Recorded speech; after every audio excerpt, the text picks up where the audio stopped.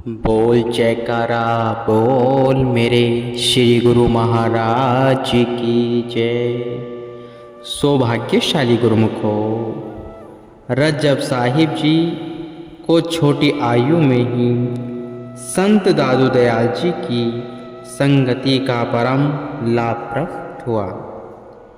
वे उनसे नाम की दीक्षा लेकर वह उसकी कमाई करके स्वयं को पूर्ण संत बन गए। हजारों लोग उनके चरणों में आकर झुकने लगे और उनके इशारों पर चलने लगे। एक दिन उनके गांव से एक व्यक्ति आया और उसने संत दादू दयाल जी के चरणों में विनय की कि रज्जब साहिब जी को कुछ दिन के लिए उनकी जन्मभूमि पर भेजने की कृपा करें, ताकि वहाँ के लोग भी उनके सत्संग से लाभ उठाकर खुशहाल हो सके। संत दादू दयाल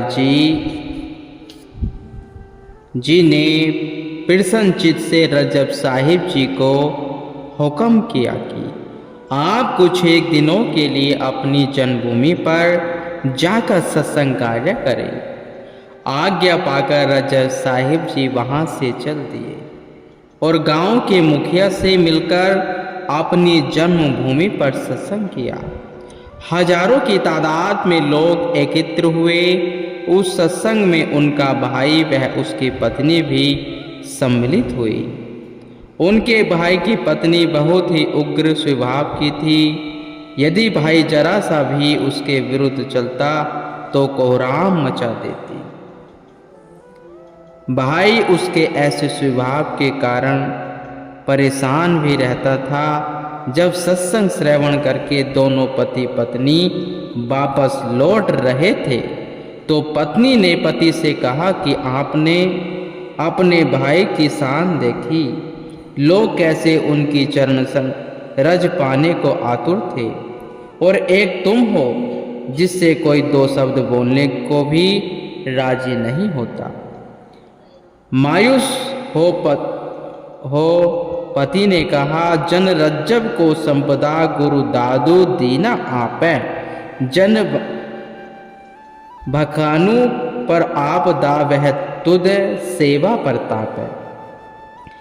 हे भाग्यवान रज्जब साहिब जी को जो रूहानी धन और बढ़ाई प्राप्त हुई है वह संत दादू दयाल जी की सेवा और उनका हुक्म मानने से मिली है। मुझ पर जो मुसीबत आई हुई है वह तुम्हारी सेवा और तुम्हारा हुक्म मानने से आई है। इसलिए संत यही हिदायत देते हैं कि आप भले ही कहीं भी रहो परंतु अपनी श्रुति को सदा गुरु शब्द से जोड़कर रखो। यह शब्द ही रक्षा कवच है और जीव की हर प्रकार से सहायता करता है। कहा भी है, गुरु का शब्दों रखवारे, चाहो गिरध हमारे। जो सद्गुरु की आज्ञा के दायरे में रहता है उसे कोई भी दुख वह दुश्मन परेशान नहीं कर सकता। लक्ष्मण जी जब सीता माता को वन में अकेला छोड़कर भगवान राम की सहायता हेतु जाने लगे तो उन्होंने उस कुटीर के चारों ओर एक रेखा खींच दी और माता सीता जी से कहा कि किसी भी हालत में इस रेखा को पार मत करना। इस रेखा के अंदर रहते कोई भी आपका अनिष्ट नहीं कर पाएगा। रावण के छल में फंसकर जैसे ही माता सीता जी ने उस रेखा को पार किया वह उसकी कैद में फंस गई और भगवान राम से दूर होकर उन्हें असहनीय दुखों को झेलना पड़ा। इसी प्रकार दुनिया में यदि जीव दुखी है तो वह सत्पुरुषों की आज्ञा का उल्लंघन करने से ही दुखी है। सिंधी में कहा भी है, तिर था कुथिए सोचो चोटू खाए। एक ग्रामीण युवा कुछ अस्वस्थ हो गया तो शहर में किसी डॉक्टर से दवा लेने गया। डॉक्टर ने कहा कि दवा के साथ केवल खिचड़ी का ही सेवन करना है। वह दवा लेकर चल दिया, परंतु थोड़ी दूर पहुंचकर उसे खिचड़ी शब्द भूल गया। याद करते करते ध्यान में आया कि डॉक्टर साहब ने शायद खिचड़ी खाने को कहा था। यह शब्द दोबारा न भूल जाए, इसलिए वह जोर जोर से इसका उच्चारण करने लगा। रास्ते में एक खेत आया। क्या देखता है कि एक किसान पक्षियों को उड़ा रहा है। उस किसान ने जैसे ही ग्रामीण के मुख से खिचड़ी शब्द सुना तो वह क्रोधित हो गया और कहने लगा, मैं चिड़िया को उड़ा रहा हूँ और तुम कह रहे हो खा चिड़ी। खबरदार, यदि फिर से यह शब्द दोहराया। ग्रामीण लड़का भयभीत होकर कहने लगा कि आप क्रोध न करें, आप जो कहेंगे मैं वही शब्द उच्चारण करूंगा। आप जो कहेंगे मैं वही शब्द उच्चारण करूंगा। किसान ने कहा कि कहो, उड़ जाओ उड़ जाओ। वह ग्रामीण लड़का अब ऐसा ही उच्चारण करता हुए आगे बढ़ने लगा। आगे एक शिकारी ने पक्षियों को फंसने के लिए जाल बिछा रखा था। जब शिकारी ने उस लड़के के शब्द सुने तो वह झाड़ियों की ओर से निकलकर उसे खूब भला बुरा कहने लगा। लड़का घबराकर कहने लगा, मैंने ऐसा कौन सा अपराध किया है जो आप मुझ पर इतना क्रोध कर रहे हो। शिकारी ने कहा कि मैंने पक्षियों को पकड़ने के लिए जाल बिछाया है और तुम कह रहे हो कि उड़ जाओ। लड़के ने कहा कि जैसे आप कहेंगे वैसा ही कहूंगा। आप नाराज न हो। शिकारी ने कहा, ऐसे कहो, आते जाओ फंसते जाओ। वह शिकारी द्वारा बताए शब्द को बोलता जा रहा था कि सामने एक चोरों का दल राजमहल से चोरी किए हुए सामान को लादे हुए आ रहा था। उनके सिर पर गठरियाँ थी और वह उन्हें सुरक्षित स्थान पर छोड़कर दूसरी गठरियाँ उठाकर ला रहे थे। जब उन्होंने उसके ये शब्द सुने तो सिर से गठिया उतार कर उसकी पिटाई करने लगे। वह लड़का बुरी तरह से डर गया और कहने लगा कि आप जो कहेंगे मैं वही बोलूँगा, कृपया मेरी पिटाई मत कर। चोर कहने लगे कि कहो, एक छोड़ आओ, दूसरे लेते आओ। अब वह लड़का इन्हीं शब्दों का उच्चारण कर आगे बढ़ने लगा। थोड़ी दूर आगे जाने पर उसे कुछ व्यक्ति मिले जो एक मृतक व्यक्ति को उठाकर ले जा रहे थे। उसके मुख से इतने अटपटे शब्द सुनकर उन्हें बहुत क्रोध आया और वे उसी लाठी से पीटने लगे। वे कहने लगे कि अपने ये शब्द छोड़कर यूं कहो कि ऐसा किसी के साथ न हो। वह ये शब्द बोलता हुआ जा रहा था कि सामने से घोड़ी पर चढ़ा हुआ दूल्हा वह बारात आगे से मिल गए और बारातियों ने जब उसके शब्द सुने तो इसे अपशकुन मानकर उसे खूब भला बुरा कहने लगे। वह बहुत ही घबरा गया और कहने लगा कि जो आप कहें मैं वही बोलूँगा। उन्होंने ऐसा सबके साथ हो कहने के लिए कहा।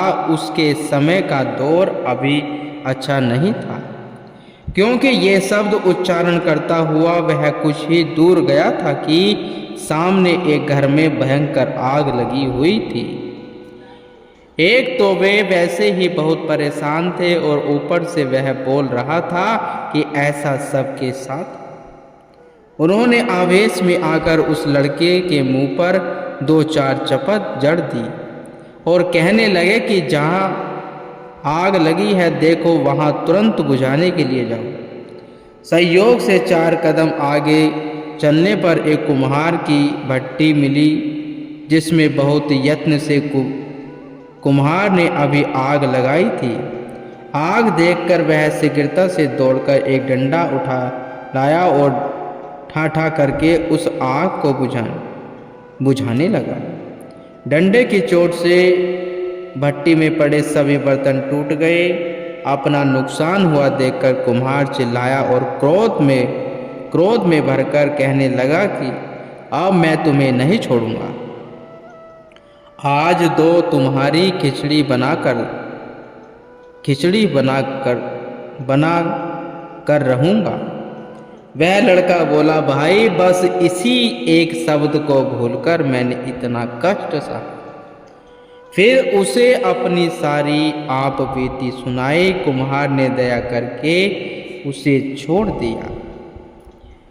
यह दृष्टांत तो केवल एक उदाहरण मात्र है। डॉक्टर के कहे एक शब्द को भूलकर कैसे उस लड़के ने जगह जगह से धक्के खाए, ऐसे ही सद्गुरु द्वारा दिए गए शब्द को भूलकर जीव जन्म जन्मांतरों तक दुखी वह परेशान होता फिरता है।